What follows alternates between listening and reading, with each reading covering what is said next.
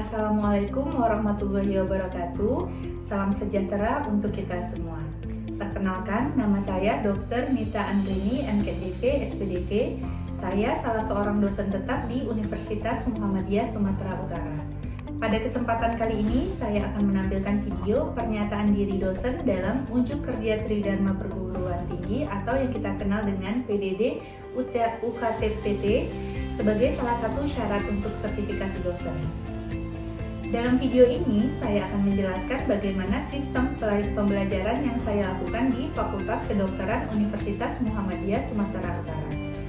Fakultas Kedokteran memiliki program pembelajaran yang sedikit berbeda dengan fakultas yang lain, di mana Fakultas Kedokteran memiliki sistem pembelajaran yang bersifat blok. Jadi, sistem pembelajaran blok ini terdiri dari berbagai bidang yang terintegrasi menjadi satu kesatuan. Dalam satu semester akan terdiri dari beberapa blok, bisa 3 sampai dengan 4 blok, dan dalam satu blok nantinya terdiri dari berbagai atau beberapa bidang mata kuliah yang terlibat, di mana saya bisa mengajarkan beberapa mata kuliah dalam satu blok dan saya juga bisa tidak mengajarkan mata kuliah dalam satu blok. Sebagai contoh, pada RPS yang telah saya buat yaitu tentang blok dermatologi dan venerologi. Dan dalam blok tersebut saya mengampu 4 mata kuliah, yaitu struktur makroskopis dari ruang kulit, penyakit kulit yang diakibatkan oleh infeksi jamur dermatofita, penyakit kulit yang diakibatkan oleh infeksi virus, dan penyakit menular seksual yang diakibatkan oleh infeksi virus. Nah, dalam kegiatan pengajaran nantinya di satu blok itu akan terdiri dari perkuliahan, jadi tatap muka dengan mahasiswa, kemudian small group discussion atau yang kita kenal dengan tutorial. Jadi di tutorial ini nantinya mahasiswa akan di-trigger dengan satu skenario yang mana mereka akan melakukan kegiatan diskusi untuk menganalisis kasus dari skenario tersebut. Nah, kemudian ada juga keterampilan klinis dasar atau yang kita kenal dengan skills lab. Jadi di skills lab ini kami akan mengajarkan mahasiswa tentang keterampilan klinis untuk praktik kedokteran yang sesuai dengan kompetensi dokter umum. Nah, terakhir ada praktikum. Nah, dalam di bidang dermatovenerologi ini saya akan membawakan perkuliahan SGD dan KKD. Praktikum nantinya akan dibawakan oleh bidang lainnya. Berikutnya saya akan menampilkan proses belajar mengajar yang saya lakukan di blok dermatologi dan venerologi dengan judul struktur makroskopis ruang kulit. Assalamualaikum warahmatullahi wabarakatuh. Hari ini kita akan melanjutkan kuliah kita dengan topik Microscopic Structure of Skin Grass. Jadi ini merupakan topik pertama di blok dermatovenerologi ya. Jadi mungkin sebelum kita memasuki topik ini, saya mau refresh dulu ya. Waktu di semester awal kalian sudah pernah masuk di blok histologi, di blok basic organ mungkin ya. Mungkin sudah ada dibahas penampang kulit, sudah ada? Ada yang masih ingat penampang kulit? Ada lapisannya, ada 3, apa saja? Epidermis. Oke, baik. Sekarang kita masuki kuliah kita ya. Jadi diharapkan dengan memasuki kuliah ini nantinya kalian sudah bisa menentukan jenis-jenis ruang kulit, arti dari si ruang kulit, dan bisa mengaplikasikannya ke dalam sistem dermatologi yang lain. Nah, ini sebagai outline, jadi nanti saya akan mengajarkan morfologi dari ruang primer, morfologi dari ruang sekunder, ruang khusus, dan ruang kulit lainnya ya. Oke, jadi yang pertama, ruang kulit ini dia dibagi bisa berdasarkan ciri khasnya, juga nanti berdasarkan tadi primer sekundernya ya. Jadi kalau ini dia berdasarkan ciri khas itu dibagi oleh si Simmons. Jadi pada tahun 85 dia membagi berdasarkan setinggi permukaan kulit, kemudian ada bentuk beralihan, kemudian ada di atas permukaan kulit. Nah, ini bentuk-bentuk ruang kulitnya ya, ada kupula, eritema, telangiectasis, urtica, dan sebagainya. Nah, kemudian ada pembagian morfologi kulit berdasarkan Fitzpatrick ya. Jadi kalau kita biasanya di bidang dermatologi ini acuan kita biasa menggunakan Fitzpatrick ya. Jadi kalau si Fitzpatrick dia membagi ke ruang kulit primer, ruang kulit sekunder ya. Nah, di sini ada makula, patch, papul, plak, nodul, vesikel, dula, pustul, erosi, dan ulcerasi. Nah, tetapi di beberapa referensi dia memasukkan erosi dan ulcerasi itu ke dalam ruang sekunder ya. Jadi biasanya yang erosi ulcerasi jarang kita masukkan ke ruang primer. Dia biasa di ruang sekunder. Nanti akan saya jelaskan satu persatu ya. Nah, yang pertama ruang primer yang non palpable atau yang tidak yang merata, tidak ada peninggian, itu adalah makula dan patch ya. Jadi kalau di Fitzpatrick dia membedakan si makula sama patch ya, tapi kalau di buku UI dia menggabungkan ya. Jadi sebenarnya sama saja ya, dia sama-sama kelainan kulit berupa perubahan warna kulit yang sejajar dengan permukaan kulit dan mukosa. Hanya bedanya kalau si makula itu ukurannya kecil 1 cm. Nah, kalau si patch ukurannya lebih besar dari 1 cm. Jadi ini gambarnya kalian bisa lihat ya. Kalau dia makula bintil-bintil dia, ya bercaknya tapi kecil-kecil.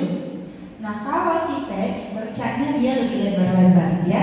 Jadi si makula contohnya bisa freckles yang di pipi ya, bercak-bercak coklat. Kalau si patch dia bisa pada vitiligo, ruang vitiligo. Biasanya kan bercak putih atau makula hipopigmentasinya lebih lebar-lebar. Oke, ada yang ditanyakan? Oke. Ya.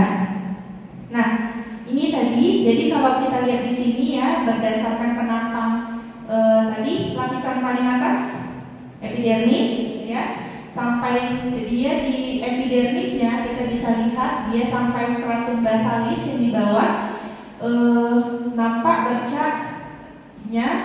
Kalau dia yang makula dia kecil, kalau yang patch dia lebih lebar.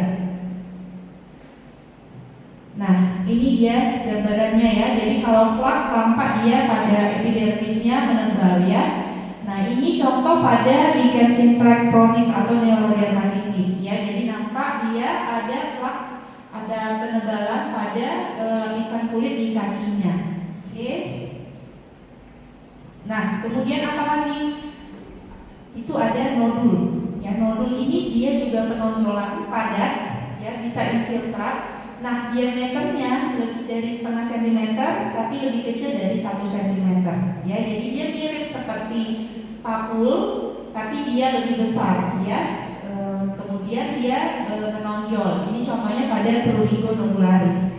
Nah, apa bedanya dengan kista? Kan mirip ya. Kalau kita lihat gambarannya si nodul sama kista ini mirip. Jadi sebenarnya memang terkadang mereka ini bisa jadi satu kesatuan.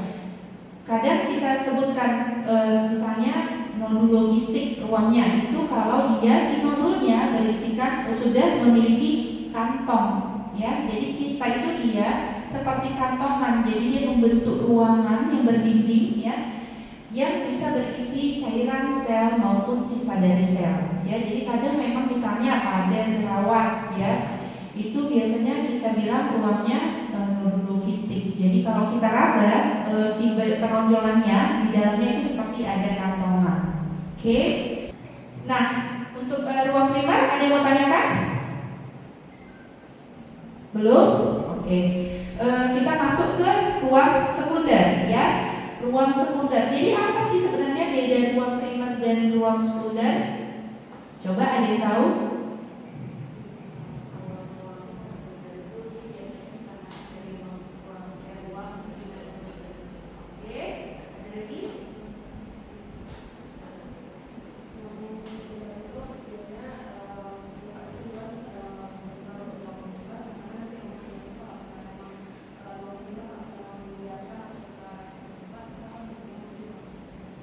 Benar ya.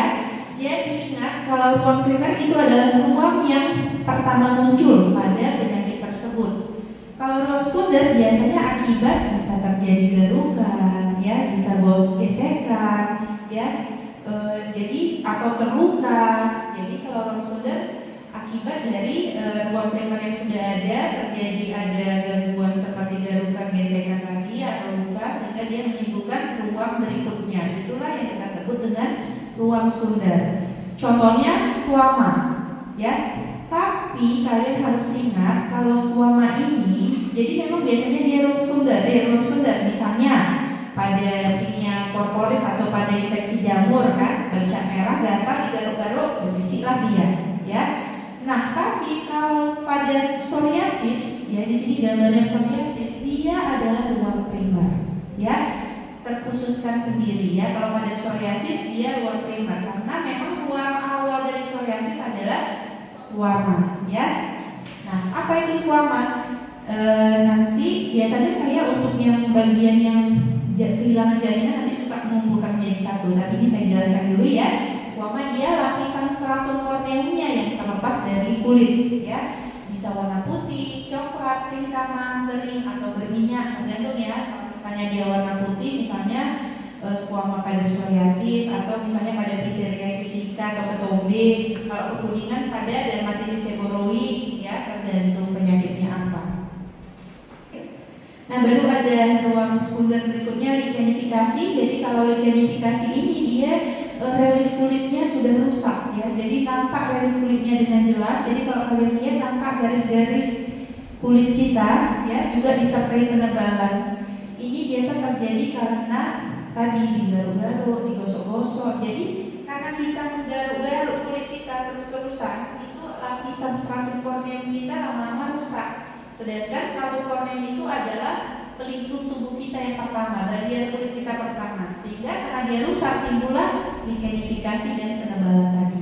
Biasanya pada penyakit eksematosa kronis dia menjadi ruam primer. Jadi dia contohnya lichen simplex kronis itu merupakan ruam primer dari lichen simplex kronis itu ruam primernya adalah lichenifikasi, ya, plak lichenifikasi. Nah, baru ini ada atrofi. Ada yang pernah lihat seperti ini atrofi? Ada ya, biasa pada pasien yang sebelumnya terkena jerawat. Juga biasa pasien terkena cacar, kadang mau atrofi, scar atrofi, ya. Jadi kalau scar atrofi berarti jaringannya yang hilang, dia dipres, ya, sehingga dia akan memberikan gambaran tampilan kulitnya mengkilat seperti cigarette paper, ya, atau bungkus rokok. Jadinya kerutannya seperti bungkus rokok. Jadi lasinya pun berbentuk cekung, ya. Nah, baru ini ada fisura, dia belahan kulit yang terjadi oleh tarikan jaringan sekitarnya, terutama pada biasanya di lipatan-lipatan kulit, ya. Nah, ini untuk di squama, fisura, erosi, eksfoliasi saya jelaskan biasanya dalam gambar, ya. Jadi kalian biar gampang untuk mengingatnya. Oke, tadi lapisan pertama adalah epidermis. Kemudian ini epidermis, ya. Kemudian dermis. Kemudian subcutis, ya, atau hipodermis.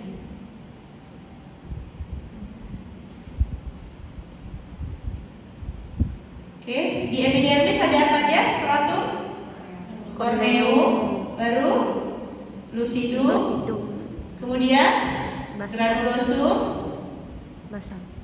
spinosum, terakhir lapisan basal, ya. Nah, untuk mengetahui kapan dikatakan squama, kapan dikatakan erosi, eksfoliasi, ulkus, fisura. Jadi kalau dia squama, dia lapisan yang terangkat adalah stratum corneum, ya. Kalau dia tadi erosi, dia sampai tidak melampaui stratum basalis, ya. Nah, kalau dia eksfoliasi, dia sudah mencapai papilla dermis, ini ya, ujung papilla dermis yang genjot-genjot. Kemudian kalau misalnya dibilang ulkus, dia lebih dalam, ya. Jadi dia sampai ke dermis, dia sudah membentuk dinding dinding, isi, dan dasar dari ulkus, ya. Jadi dia lebih dalam. Kemudian ada lagi namanya fisura tadi. Kalau fisura dia sama sebenarnya seperti ulkus dalam, tapi dia linear, dia lurus, sehingga biasanya kalau si fisura dia lebih terasa nyeri, ya. Ada yang sudah paham? Ya, ada yang sudah paham. Ada yang mau ditanya? Nah, erosi contohnya pada apa?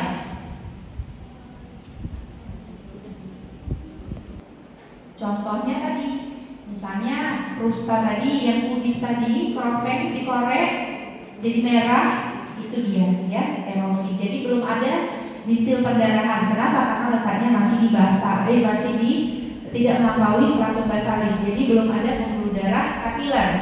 Kemudian kalau misalnya ekskoriasi, dia sudah kena ujung papila dermis. Misalnya kecelakaan, terjatuh, terseret ke aspal, berdarah, itu dia ekskoriasi. Jadi dia sudah ada pembuluh darah kapiler di dalamnya. Kemudian setelah ekskoriasi tadi ulkus, contohnya pada pasien sakit gula, ya. Jadi udah ada dindingnya, jadi ulkus gangren contohnya, ya. Kalau fisura misalnya kakinya pecah-pecah, kan ada yang kayak lecet-lecet, perdi, itu dia fisura. Oke, sudah paham ya? Oke, kita lanjutkan. Oke, baik. Ini yang kemudian cicatrix, ya, ini juga sering scar. Jadi cicatrix ini tadi sebenarnya kawannya yang atropi. Kalau atropi dia cekung, kalau dia yang cicatrix dia cembung. Ya, ini ada dua, scar hipertropik dan yang di bawahnya adalah keloid. Mirip bentuknya, bedanya apa? Scar hipertropik dia lebih warnanya lebih mirip dengan kulit. Kalau keloid dia lebih coklat, ya. Kemudian kalau dia scar hipertropik dia hanya sebatas permukaan muka. Kalau keloid dia lebih besar dari permukaan mukanya. Kemudian satu lagi, kalau scar hipertropik kadang-kadang gatal tapi tidak nyeri, tapi kalau keloid dia sering gatal dan kadang-kadang nyeri, ya. Udah ingat ya bedanya apa? Nah, ini ruang lainnya boleh kalian pelajari saja, ya, kalian baca-baca saja. Ada infiltrat, vegetasi, anetoderma, fistel, guma, dan sebagainya. Oke? Ada yang mau kalian tanyakan? Nggak ada? Nah, ini sebagai referensi menggunakan Fitzpatrick dan buku UI. Jadi memang kuliah kita ini sebagai pemicu kalian untuk belajar lagi, ya. Jadi kalian harus membaca dari buku lagi.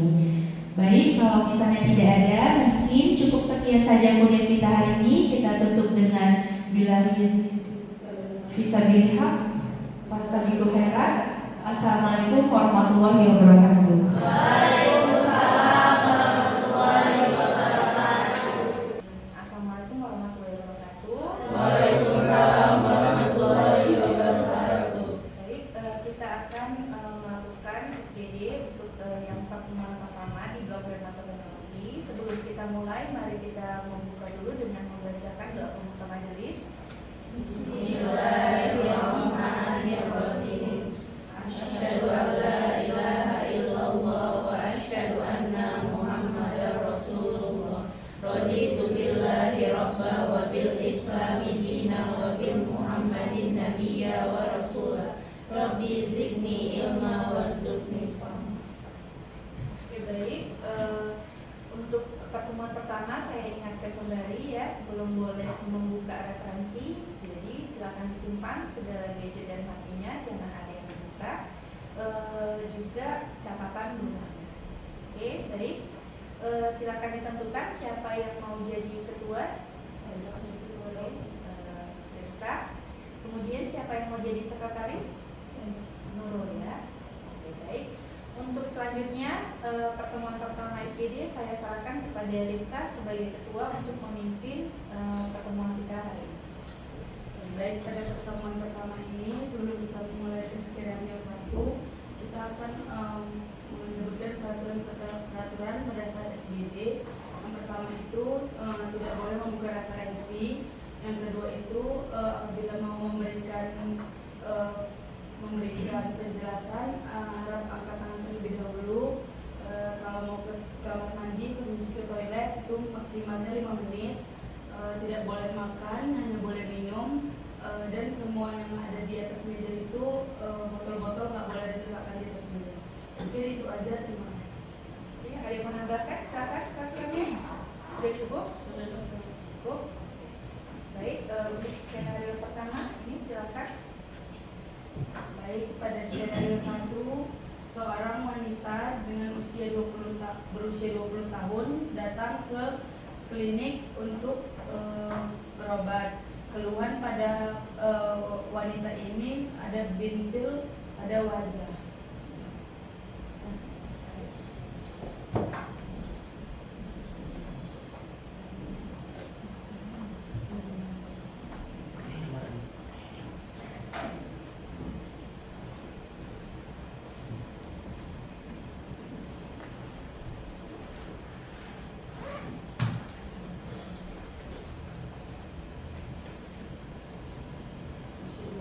Wanita datang usia 15 tahun.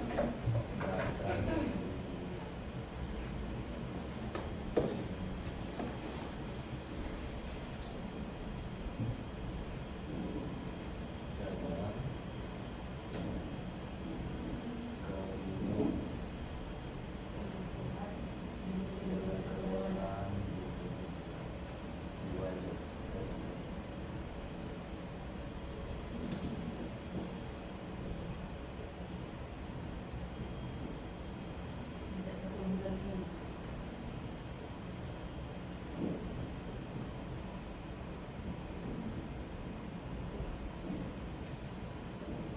Yang pertama, dari skenario ini terminologinya ada yang ingin menambahkan terminologi. Tidak ada, berarti kita anggap lanjut. Identifikasi masalah. Ada yang menambahkan? Baik, silakan Nila Hartanti menambahkan. Menambahkan bintil di wajah.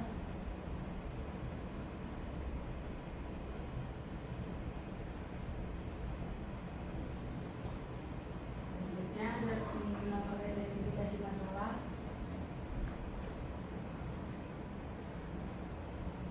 Silakan Ivani.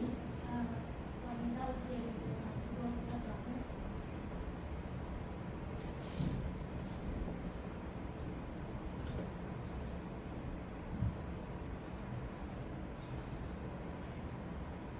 Selanjutnya ada yang ingin menambahkan kembali.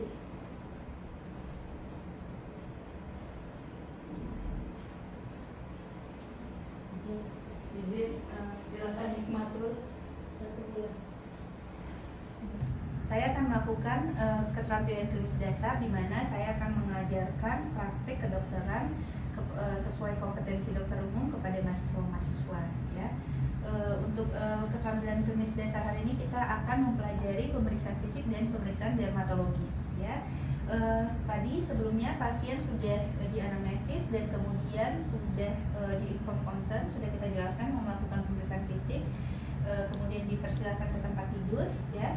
Kemudian sebelum kita melakukan pemeriksaan fisik kita harus mencuci tangan terlebih dahulu ya, boleh dengan hand rub atau dengan air.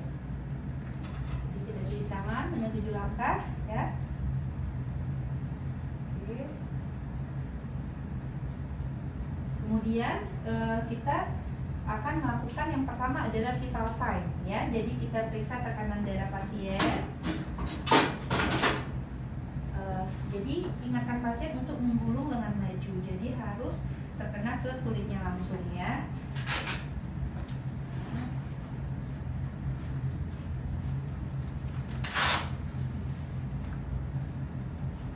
Oke, letakkan. Nah, kemudian ya mungkin kalian sebelumnya sudah tahu ya untuk memeriksa pemeriksaan fisiknya, dan ini juga stetoskop harus di telinga ya, nggak boleh di luar telinga. Jadi kalau yang pakai jilbab ya memang agak ribet, memang harus masuk ke dalam telinganya. Nah, kemudian kita letakkan stetoskopnya di median activity ya. Lalu kita pompa, boleh maju, boleh lihat ke sini, kita pompa, kita lihat Oke.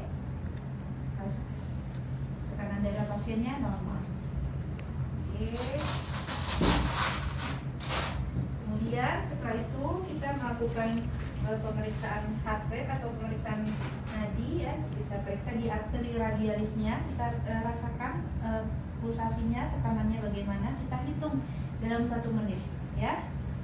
Jadi sambil kita merasakan, kita menghitung waktu dalam 1 menit. Jadi heart rate-nya misalnya 80 kali per menit atau 85 kali per menit. Oke.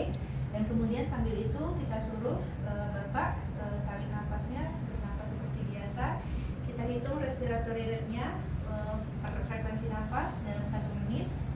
Jadi pada Bapak ini normal ya 20 kali per menit. Dan kemudian kita mengukur suhu pasien ya dengan termometer. Oke. Ini Pak masukkan ke kulit ya, kena ke kulit. Jadi bukan di luar baju ya. Kita tunggu sebentar. Jadi biasanya termometernya akan berbunyi. Kalau sudah berbunyi baru minta Pak kita lihat berapa suhunya. Oke, normal 36,5 derajat Celcius. Oke. Kemudian setelah kita melakukan vital sign, kita meriksa head to toe terlebih dahulu ya. Jadi head to toe mulai dari ujung kepala sampai ujung kaki ya. Jadi kita lihat apakah ada kerontokan pada rambut. Tidak ada pada Bapak ini. Kemudian kita lihat pada matanya, buka matanya Pak, lihat ke atas. Tidak ada konjungtiva tidak anemis ya. Kemudian lihat ke bawah, sklera juga tidak ekterik. Kita lihat di lubang hidungnya tidak ada kelainan. Mulutnya boleh dibuka Pak, ada julurkan lidahnya, tidak ada kelainan. Nah, kemudian sesuai dengan soal, karena kita di blok dermatovenerologi, biasanya toraks sama abdomennya kalau tidak ada kelainan, penguji akan mengatakan dalam batas normal. Jadi kalau penguji sudah mengatakan dalam batas normal, kita tidak perlu melakukan ya. Begitu juga dengan kolumnya, lehernya. Nah, kemudian biasanya kita masuk langsung ke status lokalisator ya. Tadi udah sampai ekstremitas atas dan bawah dalam batas normal, baru kita masuk ke status lokalisator. Nah, ingat kalau di dalam pemeriksaan dermatologis kita wajib menggunakan lampu ya. Jadi harus menggunakan